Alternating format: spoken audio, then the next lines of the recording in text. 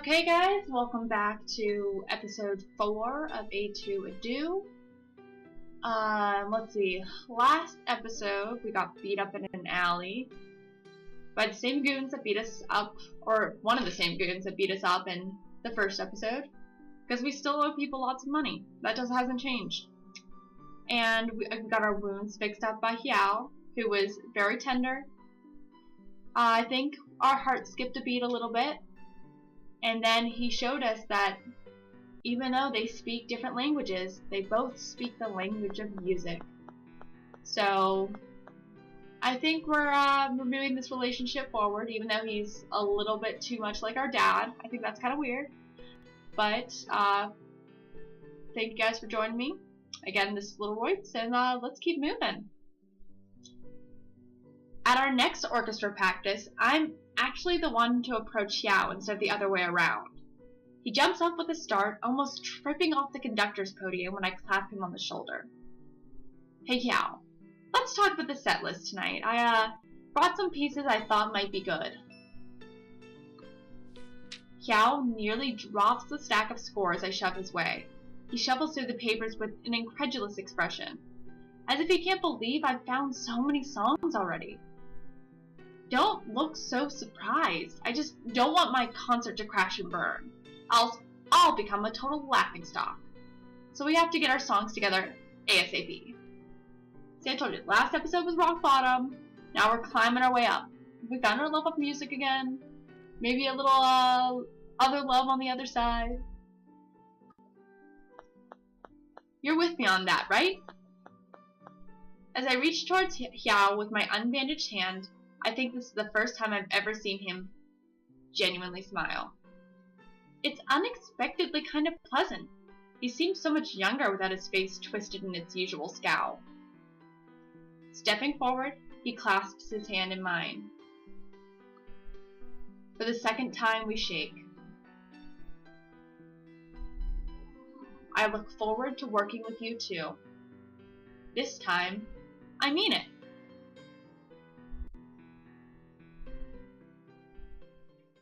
Steps in the right direction.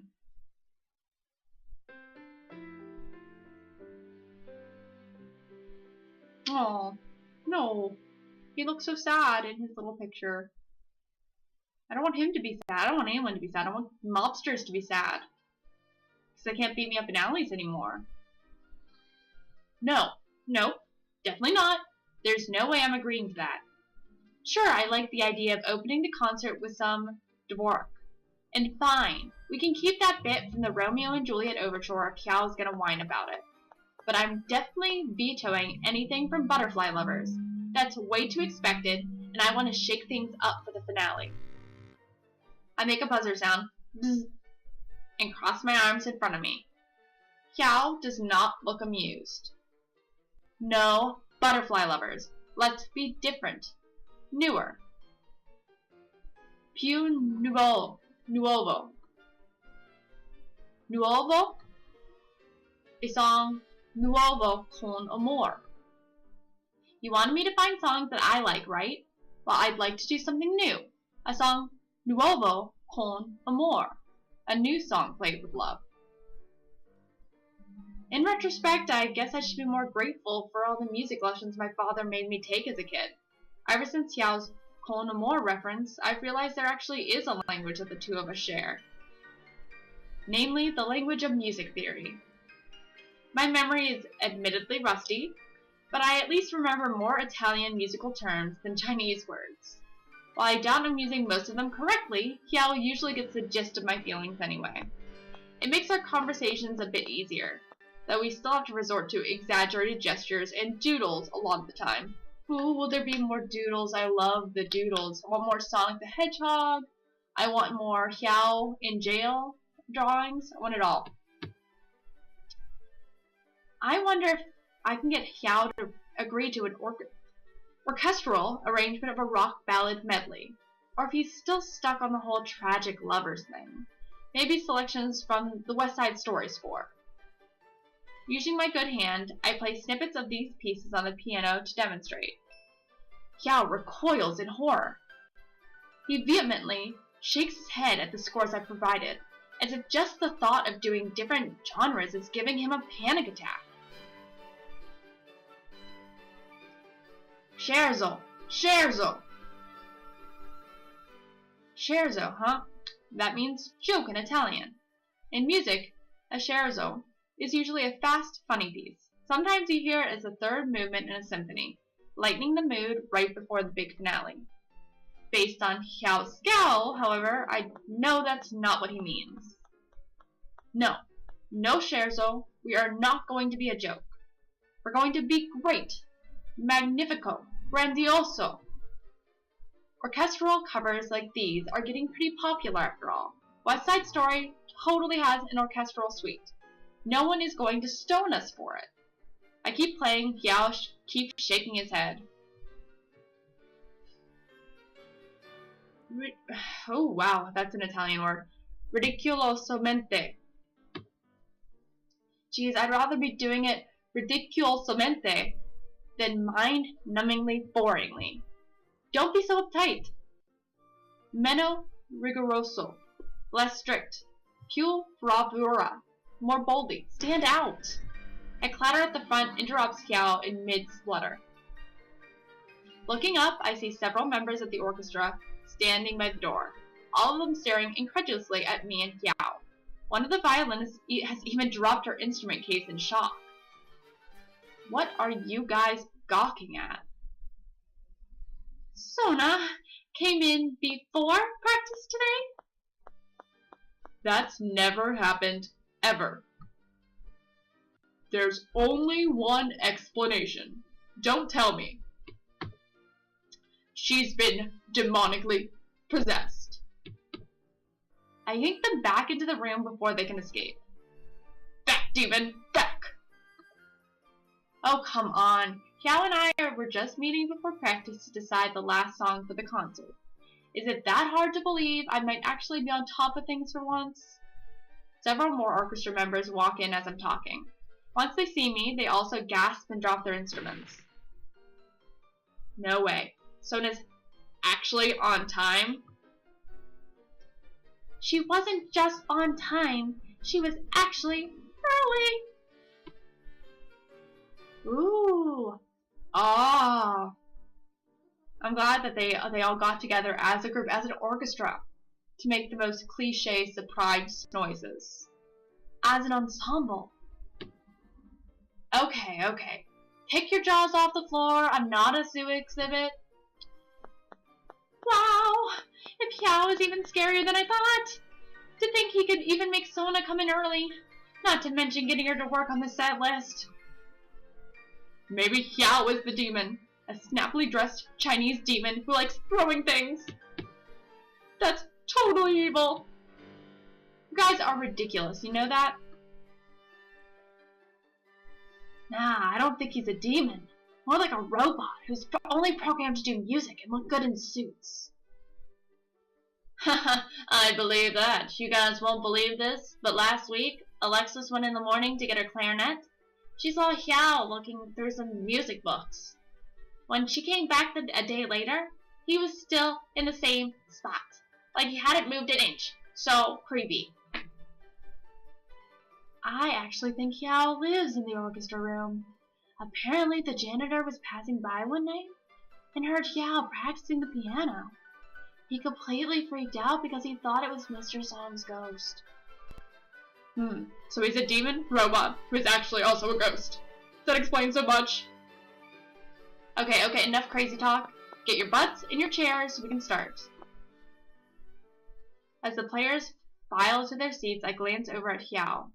He's still grimacing at the scores I brought, giving no indication whatsoever that he knows what we're saying about him. Come to think of it, I have no idea what Xiao does outside of music. Ever since we met, I've only ever seen him working on stuff for orchestra. If it's his first time in this country, you'd think he'd take the opportunity to go out more often. Then again, if he's anything like my father, music is probably his entire life. And he probably thinks it should be everybody else's too. Today's practice seems to support my suspicions. Now that we've finalized most of the concert songs, Xiao is really putting the players through their paces. He forces the orchestra to grind through the same page of, oh, Jesus, Tchaikovsky for at least an hour, constantly singling out the violinists.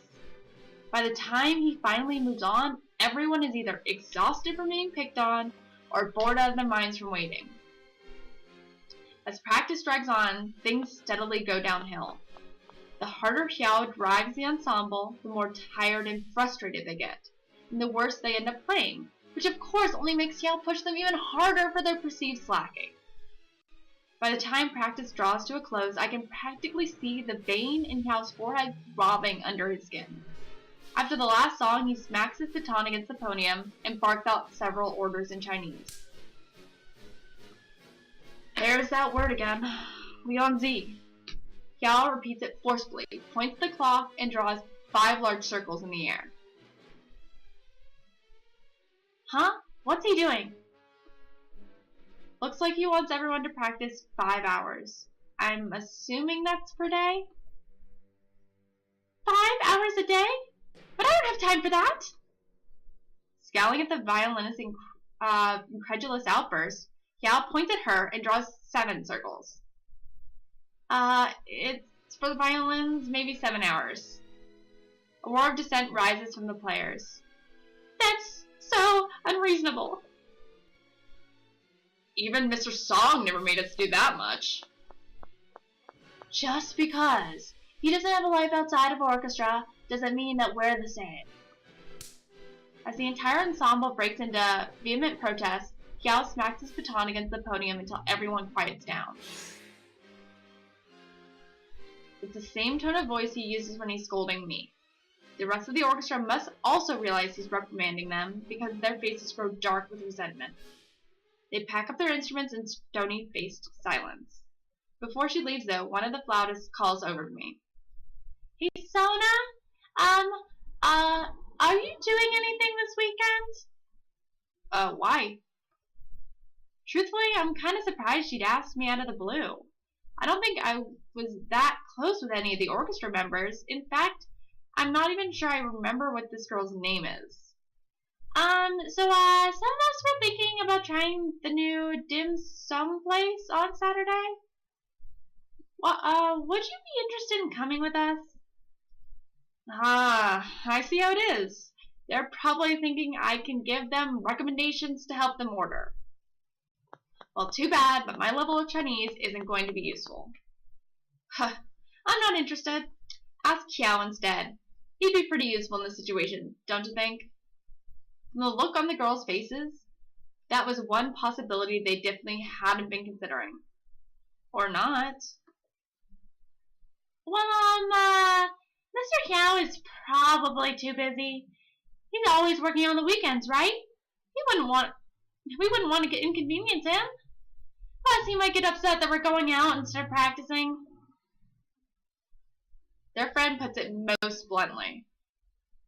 Whether he knows Chinese or not, no one's going to have fun with someone that uptight around. The other girls quickly shush her. Never mind. We should get going. See you next week, Sona. Okay, whatever. Now back to the concert song selection. Maybe I could actually get Xiao to do a rock medley if we mix it with Butterfly Lovers somehow. Though that's probably way too ambitious. There's a sudden crash. Turning around, I see Xiao picking up a dropped chair only a few yards away. When he catches me looking at him, he suddenly becomes engrossed with polishing the music stand. Did Xiao hear us talking about him just now? Though it's not like he'd understand any of what we were saying, right? If we find out that he's known English his entire time and he's made us struggle through the Chinese, I'm gonna be pissed. I'm not sure we can, become boyfriend-girlfriend if I find out that he's known English this entire time. Did Xiao hear us talking about him? Okay, we got through that. Xiao, are you? I trail off, unsure how to go on. I'm actually kind of relieved when Xiao whips out the scores we were discussing before and resumes ranting. We argue about the set list for the rest of the night, which convinces me that yes, things are still normal after all. The sense of normality doesn't last long, though. What happens a couple of practices later is something I never would have expected.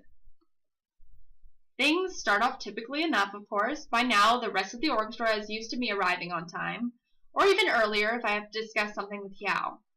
So I get a couple of waves as I walk in, but no more stares of disbelief or accusations of being the devil.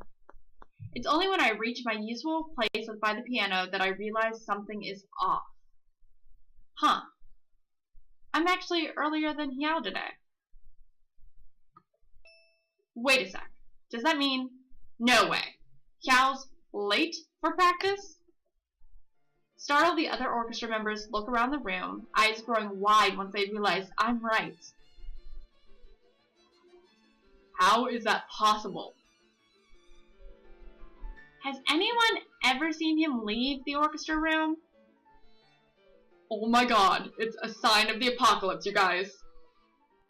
As everyone starts panicking, I scan the conductor's podium, then the desk that Xiao usually works at. Did Xiao leave a note? Is he sick? No, something as measly as a stomach flu wouldn't stop him. I seriously can't think of any reason he'd miss practice. Unless something bad happened to him on his way here. For some reason, my heart flip-flops on my chest. Ooh, maybe he's been beat up. I hope not. I mean, in the picture before, it looked like he was sitting kind of in... That could be an alley. Could easily be an alley. Nothing good ever happens in alleys. Like, I didn't like alleys before this game, and now I'm just against alleys. I'm anti-alleys. Is he in the street? Downtown, even? What if Donnie D sent his goons after Yao instead of me? The door flies open just as my hand reaches the knob. I'm forced to the side as a tardy group of musicians streams in, all laughing loudly. Smack dab in the middle of their pack, wearing an uncharacteristically broad smile on his face, is none other than... Yao? Ah, so he's fine after all. What was I thinking, getting all worked up like that? Jeez, he's not even upset that he's late. So, Mr. Xiao was with you guys this entire time? He was with you guys, and he still let you come late to practice today? What did I say? The apocalypse is nearly upon us. One of the people who came in with Xiao, the percussionist I think, shoots everyone a thumbs up sign. Relax, guys. We just took Xiao out to lunch and taught him some English. He's totally cool now. He gives Xiao a hearty slap on the back. Not only does Xiao let him get away with it, but he actually even chuckles. I finally have the sense to shut my mouth, which has been hanging open for all of the last 2 minutes. I can't believe Xiao actually laughed just now. I've been working with him for the past 2 weeks, and I've never heard him laugh. Or past week, oh my gosh, I don't even know where that 2 came from. Nah, good for him, I guess. If he can chum it up with the rest of the orchestra and learn more English, that'll make preparing for the concert all that much easier. And it's not like I was going to teach him English myself anyway. Not when we were getting along well enough without it. Despite myself, I sneak another glass of Xiao's smiling face. He really does look happy, standing up there with the others. Given that this is the first time anyone, including myself, has bothered to interact with him outside of orchestra, I suppose I shouldn't be so oh, that's so sad. Like, what has he been doing? No, like, poor Xiao. Even if Xiao's life revolves around music, no one can keep up the high-strung conductor thing 24/7. Even Xiao must want to hang out normally every once in a while.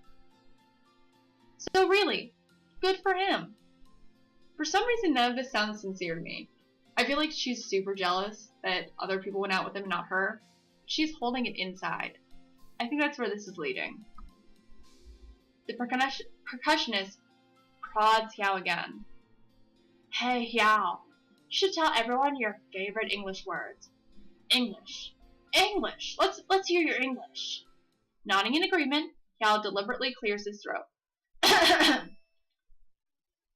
Sup, girlfriend? I be totes bitchin'. Oh no. Oh. Oh. Oh, they're all gonna laugh. Oh, well, that's... Huh? What the fuck? Like, OMG, LOL, GTFO. Oh my god. Once they get over there and the initial shock, the orchestra members start to snicker. Cal glances at the percussionist, who nods even though he's clearly on the verge of cracking up himself. Oh, they're so mean. I'm gonna beat all these kids up. Great job. Just keep doing what you're doing. No duh. I finally managed to produce a sound that isn't a wordless splutter. What the heck did you do to Xiao? He sounds like a ballet girl. Relax, relax. Xiao's just joking around. He wants to have fun sometimes too, you know? Isn't that right, Xiao? You go, girl. The snickering swells into full-fledged laughter. Some people are even falling out of their chairs. For an instant, I can see a crack of uncertainty in Xiao's normally imperious expression. Oh, this is gonna get real sad. It disappears before I can decide whether I've imagined it or not, replaced by another overly broad smile. Oh no, this is gonna get so sad.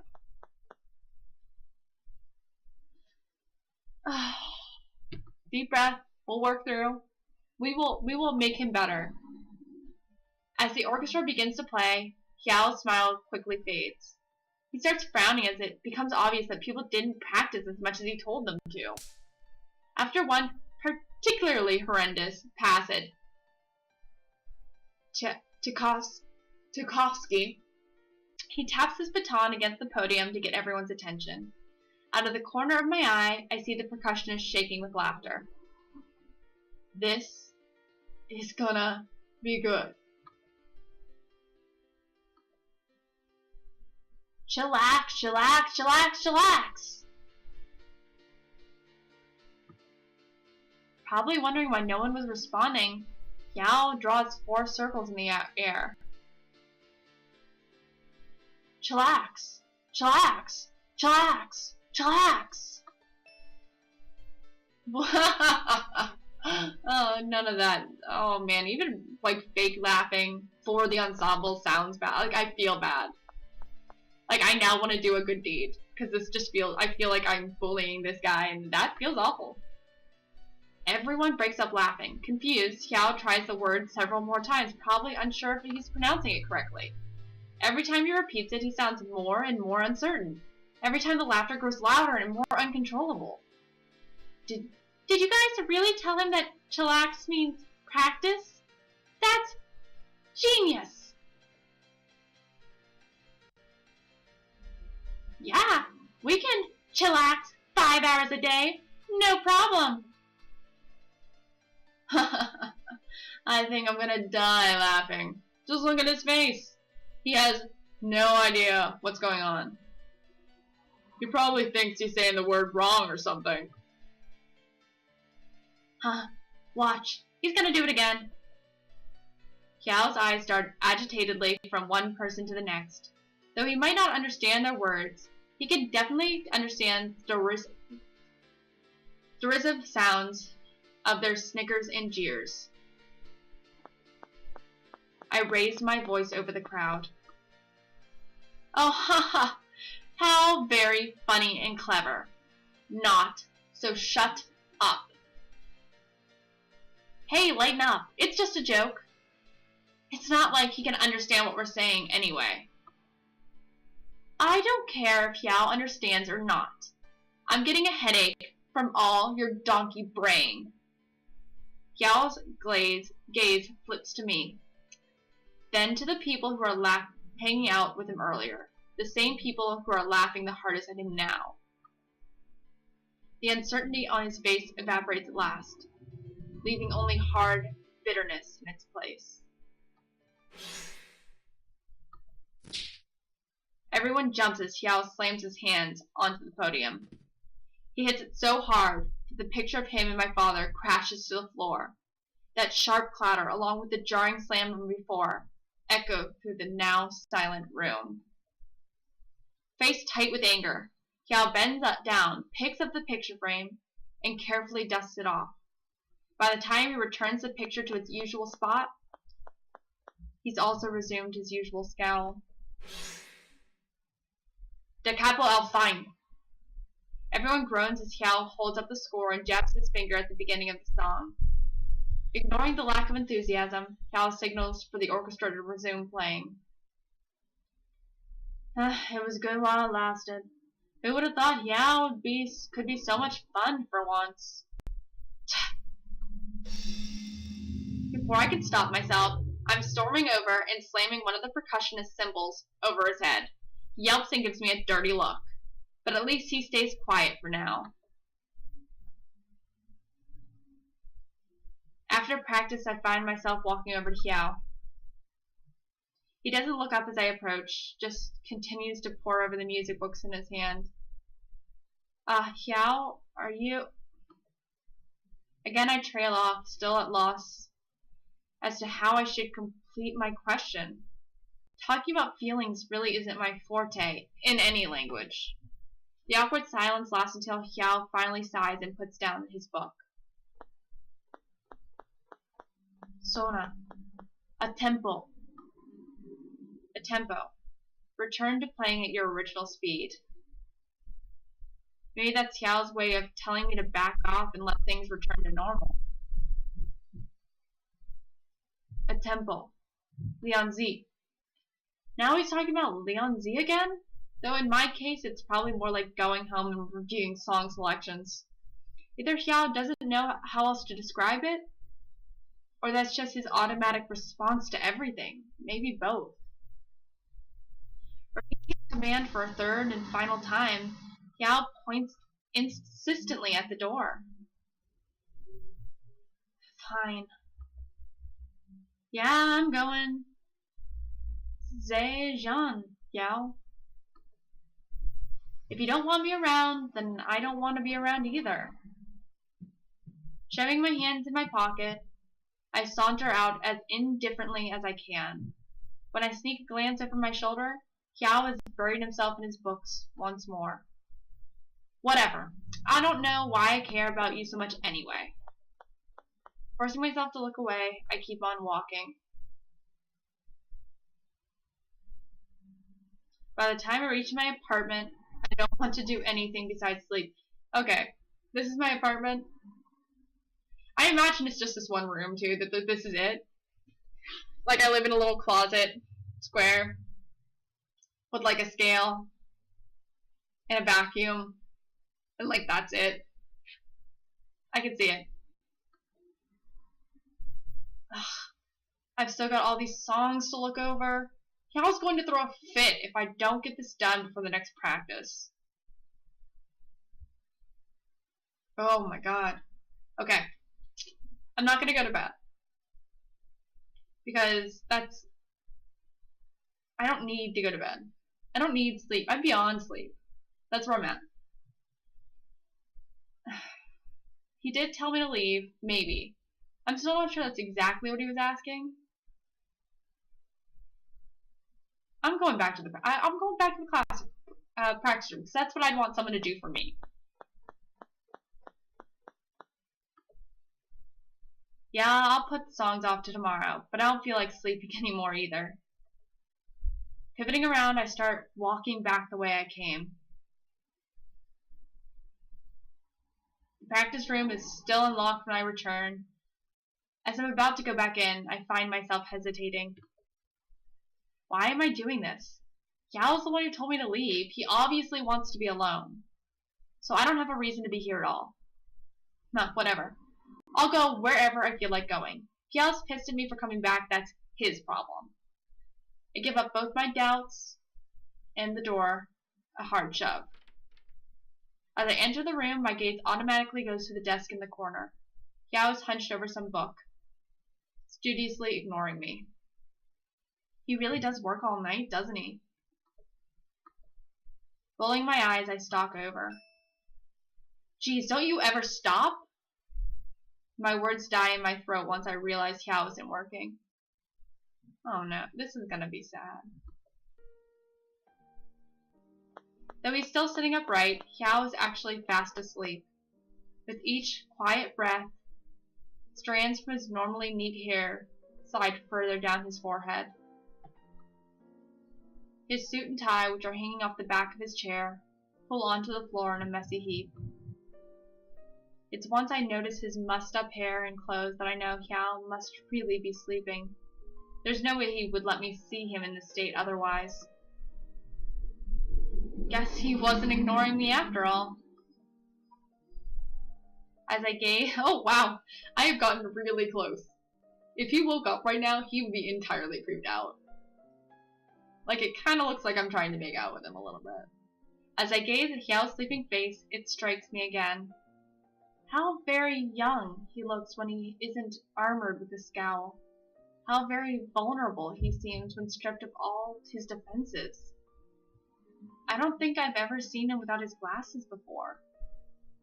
Looking down, I realize Xiao's glasses lying on a messy heap of papers, and do a double take when I realize what those papers are. Newspapers, sports magazines, fashion catalogs, gaming advertisements. All the popular trendy things people our age would be expected to know. Each page is covered with lines and lines of meticulous notes in red pen. I even see some papers filled with random slang words, most of which are followed by question marks. Is Xiao studying these just so he can fit in better? I didn't realize he cared so much about what other people thought. And of course, I have to be this close to him while I'm doing all this. Like, no moving. I'm just gonna stay that close to his face. Noticing Xiao's earphones, I follow the wires to a music player in his lap. I can't read the Chinese titles on the screen, though. I wonder what he's been listening to. I carefully take out one of the earbuds for myself. And, like, the fact that he hasn't woken up, like, us being that close to his body and then, like, taking earphones out of his ears and putting them, I would definitely be. The soaring chorus of Somewhere from West Side Story instantly fills my ears. As I press the next button over and over again, I hear songs from musical theater, Latin jazz, R&B, even a few punk and hip-hop hits. And I thought Xiao wasn't willing to try other music genres at all. I guess he did find all that sheet music for me before. Maybe he likes other type of music more than he's willing to admit. Or maybe he just wants to understand what other people like too. As I hit next one more time, I'm blasted by if he doesn't wake up to death metal, then he might be dead. We should call someone. Holy sh! Xiao abruptly wakes up, as he should, because now we've like cursed in his face. Our heads collide with a loud smash. Ouch! Both of us in massage our now throbbing foreheads. Sorry about that. Oh, look, he's blushing. As Xiao tries to stand up, the music player slips out of his lap. I snag it by the wires before it hits the ground. The earbuds whip around, smacking Xiao right in the face. Sorry again. I don't even know what to make of that expression.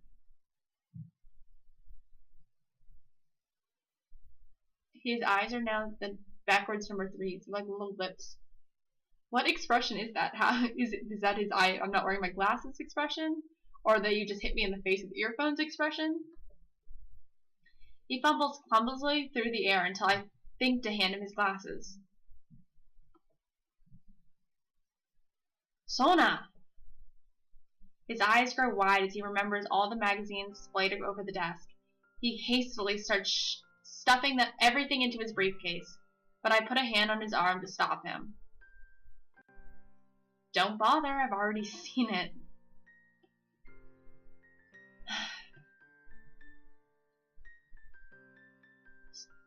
Scherzo. I vehemently shake my head. It's not a joke. It's not a joke now, and it wasn't before either. I'm not laughing, at least. Finally turning towards me, Xiao studies my face. As his eyes stare intently into mine, I see that crack of uncertainty again, more clearly than before. Whether it's because he doesn't believe me or doesn't even understand me in the first place, I'm not sure. No scherzo. Mesto. It seems sad. That's not the best description of what I'm feeling, but it works well enough. After all, feelings aren't my forte. Xiao only sighs, running his fingers through his now unruly hair. He suddenly looks very tired. A tempo, Sona. A tempo. This time when he points at the door, I don't leave. Instead, I press a pen into one of Xiao's hands, and some notebook paper into the other. I want to know what happened to you. Da capo al fin. From beginning to end. So show me. I keep pointing until Xiao relents. Taking a seat, he slowly starts. Oh, this is gonna be super sad. Oh, we're at the 36-minute mark. Okay. I will end this episode here for today. I didn't realize I'd gone on this long. I was just so wrapped up in what Xiao was doing. So I'll end episode 4 here, and we'll pick up on Xiao's backstory starting next episode. Have a glorious day.